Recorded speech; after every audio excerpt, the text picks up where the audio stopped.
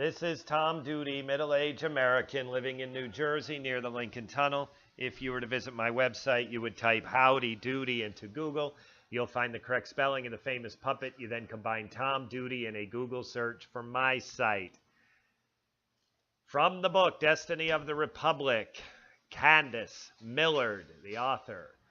Madness, Medicine, and the Murder of a President. That's President Garfield. Chapter 21, After All, continued, page 224. At the White House, a siege-like atmosphere surrounded the stricken president. Only seemed to worsen with each passing day, strenuously resisting anything that might further weaken Garfield. Bliss was outraged when, upon entering the sick room one day, he found a barber cutting the president's hair. Bliss stopped the proceedings immediately, a reporter wrote, much to the barber's disgust. Trying as he might, however, Bliss could do nothing to banish the unbearable heat, which was sapping what little strength his patient had left. In the city, it was 90 degrees in the shade. Inside the president's room, even with the help of the air conditioner the Navy had built for him, the temperature was never below 80. Finally, Garfield had had enough. When Bliss walked into his room on the morning of September 5th, the president made it clear that he would be going to the sea with or without Bliss. Well, he said, is this the last day in the White House? Bliss tried to calm him, promising that he might soon be too far recovered to make the journey. Garfield, however, was not going to be put off any longer. He was still the president, and he demanded to have some control over whatever left of his own life. No, no, he said, I don't want any more delay. At 2 o'clock the next morning, a specially equipped train pulled into Baltimore and Ohio depot. It had been prepared weeks earlier so that it would be ready to take the president wherever he wished to go, whenever he was ready. Finally, the time had come. That day, Garfield was to be taken to Elberon, New Jersey, in the hope, a member of the White House staff wrote, that the air and the sight of the sea might do for him what doctors could not. The train, which pulled 4 cars, 3 passenger and 1 baggage, had been thoroughly renovated for the sick president. One of the principal concerns was dust, both from the tracks and for the train itself. To protect Garfield, the train had been outfitted with an engine that used only clean-burning anthracite coal. Wire gauze had been wrapped around the outside of the car. Heavy curtains hung inside. The president's car, number 33, bore almost no resemblance to the normal train car. The seats had been removed and thick Brussels carpet laid on the floor. Taking up more of space was a new bed with strong springs to try to soften the tracks, jolts, and bumps. In an attempt to keep Garfield cool, ice had been placed in the car. A false ceiling had been installed, and a few inches from the actual ceiling to encourage air circulation. Before he would allow the president to be moved, Bliss insisted that everything be tested. The train was driven nearly 20 miles in a trial trip to determine, Bliss explained, the amount and nature of the motion of the bed. The attendants who had been chosen to carry Garfield, among them Swain and Rockwell, his closest friends, were drilled over and over again as to make mistakes almost impossible.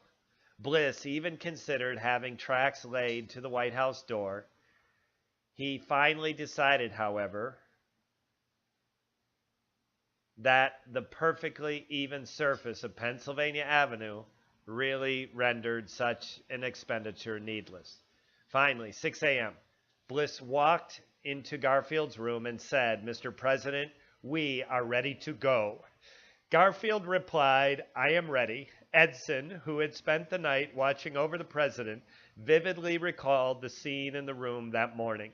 It was, she would later write, the saddest I had ever witnessed. The patient, while he spoke cheerfully, had a sad expression of countenance, which was so unusual for him, but which I do not think indicated that had given up hope, but rather that he had realized the danger of the situation.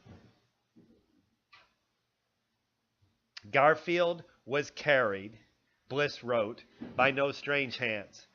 Standing on either side of the bed, Rockwell and Swain grasped the sheet on which he lay, lifted it, and gently placed him on a stretcher, which they carried down the stairs and out the door. Members of the White House staff filled the windows with tear-streaked faces, watching the solemn procession of the express wagon that waited on the gravel drive.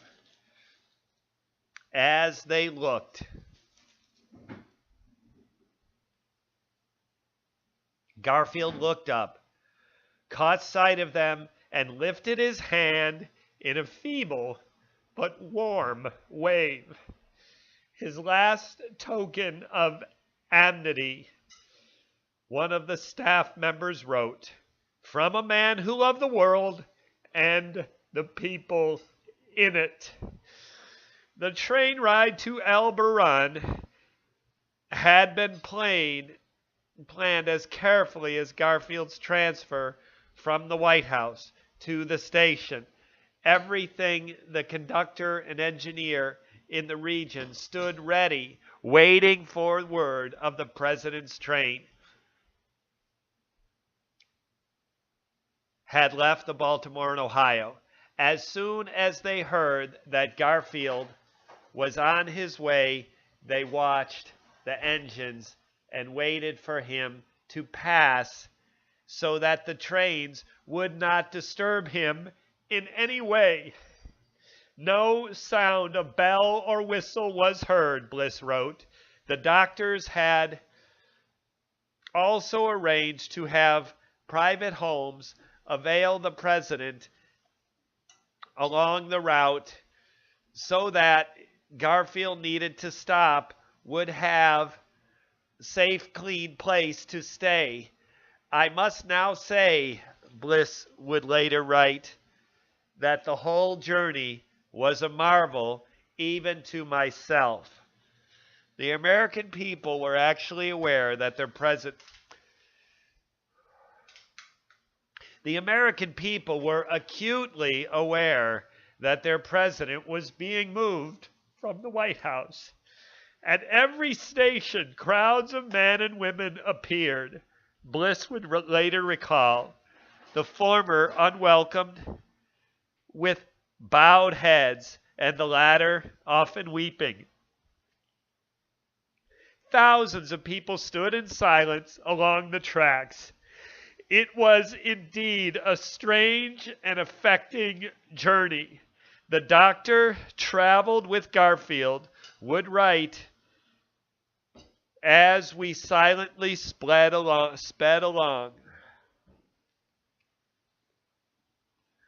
When the train finally reached Elberon, it switched to a line of railroad tracks that had been laid just the night before. 200 people had worked until dawn as they lay 3,200 feet of track, so the president's train could take him to the door of Franklin Cottage, a 22-room summer home of a wealthy New Yorker who had offered for as long as it was needed, while determined where the track would have to go, the surveyor had realized that he would need to cut through a neighboring garden, and he apologized to the owner. "I am willing that you should ruin my house," she replied. "All I have, it will be to help save him." Before the train could reach its final destination, however, it stopped short. The cottage sat at the top of the hill, and the engine was not strong enough to reach it. No sooner had the problem become apparent than out of the train the people waited for a tremendous heat Garfield's arrival. 200 men ran forward to help.